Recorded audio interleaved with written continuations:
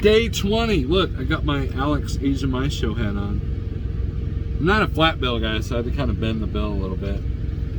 Anyways, day 20, we're halfway there. We're halfway through the 40-day challenge, which hasn't been a challenge so far. Check out what I had for dinner.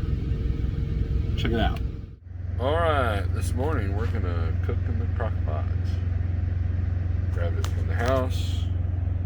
I got my bungee cord for the lid, and we're gonna do a pork roast.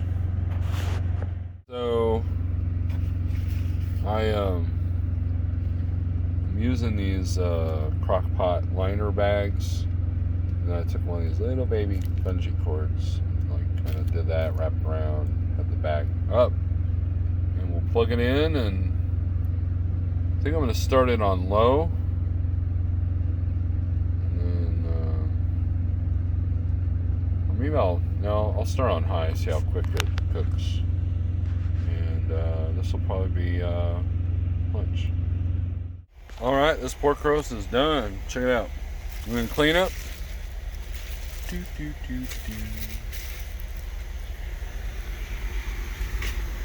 There you go.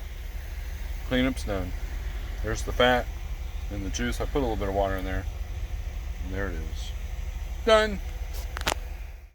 I had a thought while making this coffee. You know, if you're an owner-operator in the trucking industry, you know that to deal with the shops is a pain in the butt. And so, especially if you're dealing with warranty work, you know, gone are the days where you could kind of shade tree your truck, fix a turbo in the parking lot, or do your oil changes, and all that. You got all these computers and everything. And these trucks are designed to need attention. They need to go into the shops. It's not, companies have to have that fine line of that balance of reliability, but still find reasons for you to come in to the shop. In other words, they don't want to make something so good that they never have to service it, or they never have to fix it, right? You can't make money that way. Well, our medical industry is the same way. If people could self-cure a majority of their ailments, you couldn't make money selling them medication. You can't make money at the doctor's office. You can't make money hoping that they become reliant on, sorry, my English sucks, on the medication. They essentially become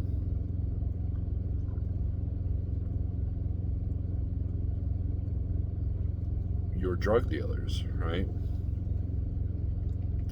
Just like these shops need you to come in and get software updates, and the turbos go out at 600,000 miles. The one box in your Freightliner goes out after 400,000 miles. There's always something that brings the truck in so they can make money. Same thing with the medical industry. There's always something that they want you to come in for so they can make money. Just a thought. It was good. It was really good. The thing with pork like that, though, it dries up very quickly. So, so now we're on the intermittent fasting thing, and that's been going well. And it's kind of nice to not be, worried about. It seems like food can consume you. You're always thinking about it. If it's breakfast and you're worried about what you're gonna have at lunch, and lunchtime you're worried about what you're gonna have at dinner. It's kind of a pattern. I used to do that. I used to be like, wake up in the morning like, oh man, what am I gonna have for dinner? I like taking things to a simple approach, right? And so it doesn't matter if you're paleo, keto, carnivore, low carb. You know, I think like the first 3 months, 6 months, I didn't even want to call it keto because I hate labels. I hate labels, right?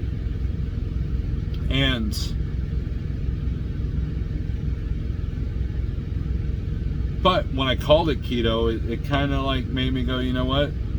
We're being keto. But look, what are the differences, Steve? Gee, Steve, you know, you hate labels, but you throw these labels at us. Okay, so let's do this, right? Paleo is if it didn't have a mom or come out of the ground, you don't eat it. Keto takes the same approach. You have dirty keto and clean keto. Clean keto, you have the same approach. You just don't have any high glucose, sugar, fruits, and you try to stay away. Well, paleo is stay away from legumes, which is green beans, peanuts, stuff like that. Dirty keto is basically low carb Atkins, but with more fat than protein. And low carb, you know, you can do low carb versions of that. The whole point is to stay away from wheat, flour, pasta, processed, you know, flour, sugar, that kind of thing. It's got a chemical name, you don't want anything to do with it. And it simplifies it, right?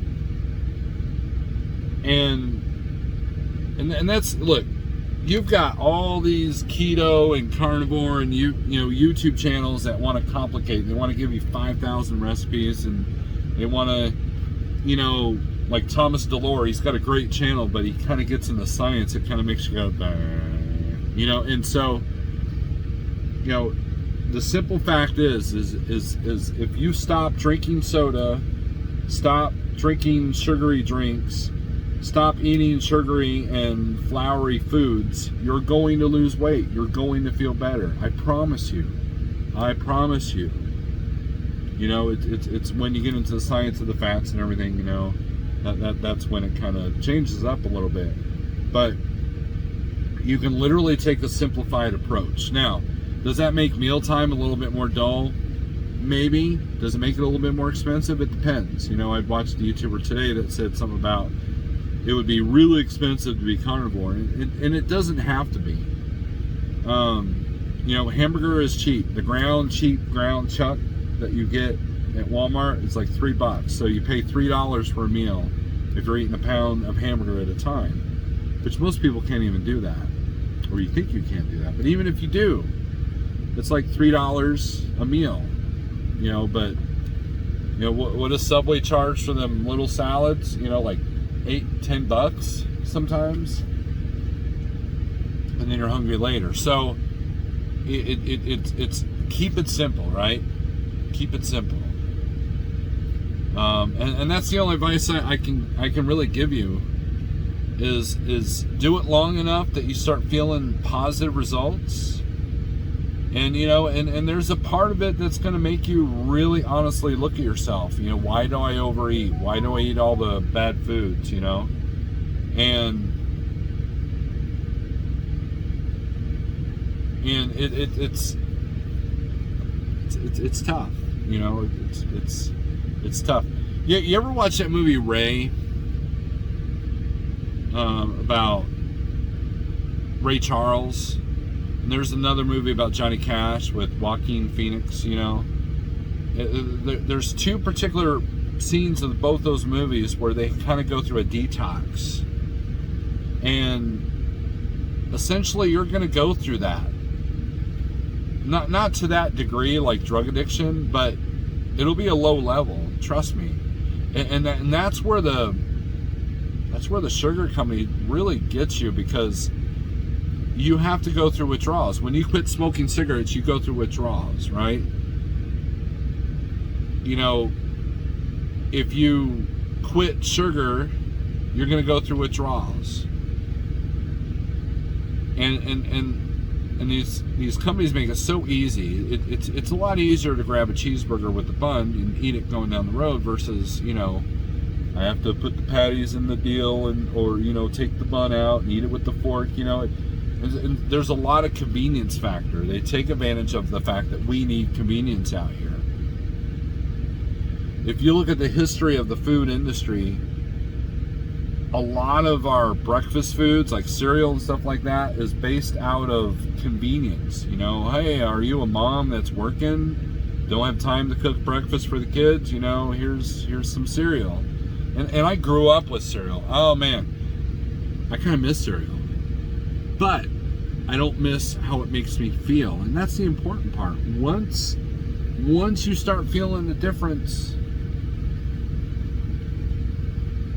you never want to go back. But I know people that have fallen off the wagon, so you might be yelling and scream, well, it's BS, Steve. I went back. I hated it. And I guarantee you that if you were at keto at one time or paleo at one time and you fell off the wagon, you felt it. And that should have been a signal to not keep doing that. But you know, it's an addiction like anything else. And it's tough to beat. It really is. I've been probably 90% without sugar for the last 2 years, and I still get cravings, especially after a salty meal. And it's tough, you know. You know, the church events have these high sugary dessert / breakfast. You know, all the holidays have, you know, the desserts and the cookies and the cakes, and you know, and even if you're not like a sugar fiend, you know, you have all the breads and pastas and the pasta salads and the, you know, it just goes on and on and on. And you know, you might say, well, you know, you got to enjoy life, you know, you got to enjoy, you know, you don't want to sit there and be miserable. You know what? I'm eating pork roast and steak and hamburger. I do not feel miserable whatsoever. And I don't miss, I just remember how that food makes me feel. And when you go without it for so long and then you come back and you cheat, you have a little cheat, guess what? Your body tells you. Your body's like, dude, what are you doing? Stop it. Look, I'm not trying to preach to you.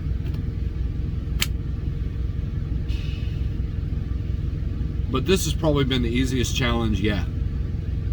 And the next time I go home, we'll do another weigh-in. You know, it's really, this isn't about weight loss this time. It's about cleaning up my diet. You know, the weight loss thing has already happened. You know, now it's a matter of, you know, feeling good enough that I want to start working out. I want to bulk up my arms a little bit, you know, and I want to be stronger. And I noticed that my back pain has gone away. And my shoulder pain has gone away. It doesn't hurt to go across the parking lot. You know, a lot of that stuff cleared up when I went keto, but this carnivore is like put that on overtime. Like I literally can actually sit up out of bed without help, without, you know, grabbing the top bunk and doing a pull-up, you know. I mean, I can't tell you how great I feel. I just can't. I keep telling you, but you gotta do it yourself to believe it, right? And those of you who know me a long time, you see it. You see it in my videos. You see the change. And if you want to, go back 3 or 4 years of my videos and watch me do a vlog and watch me waddle across the parking lot, you know, and watch me be miserable. Anyways, thanks for watching. I hope you enjoyed these clips. And day 20, we're halfway through the 40-day challenge. And you know what? I may never go back after the 40 days. I might just continue to do this. Anyways, guys, thanks for watching. Share this video. Put it on Facebook. Put it in the community posts. Spread the word. We want to help people. Peace.